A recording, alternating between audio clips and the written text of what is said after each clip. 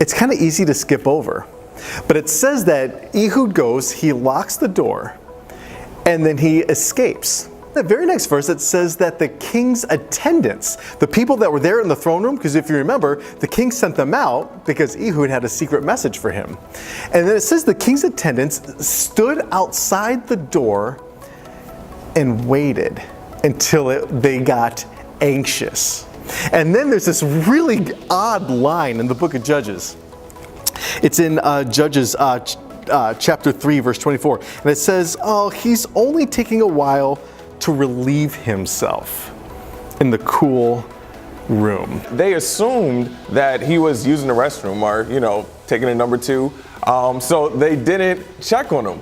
And they made an assumption, and based off of that, their assumption kept them from saving their king. It's kind of like the whole bucket list ideology. It's like, there are a lot of things I want to accomplish in my life. There are a lot of things I want to do for God. There are a lot of things I know God is calling me to do, but I have time, so I'm going to do it later.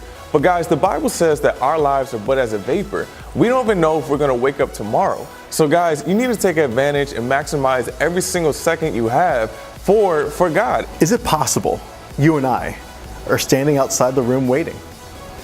Maybe we're waiting, not really engaging in a conversation that we know we probably should have with a friend or a family member. Maybe we're waiting, not having the conversation that we know we probably should have with a parent or a teacher or a youth pastor. Maybe we're waiting to make a decision. We're waiting for that conversation. We're waiting to write that email or that text or have that conversation. Here's the thing.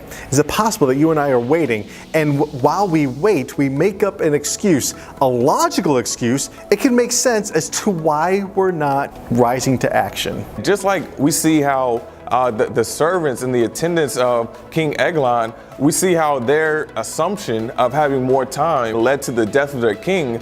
Guys, if we don't take advantage of every single second we have, sometimes we'll miss some very significant opportunities, not only to grow in our own walks with God, but ultimately to affect positive change. Is it possible that we really have missed or are missing a reality, a different reality, something that's happening behind closed doors that we just don't get? Maybe through this odd, disturbing story, the message to you and I here in 2017 should be to actually stop waiting and get up and do that thing that we know we should do.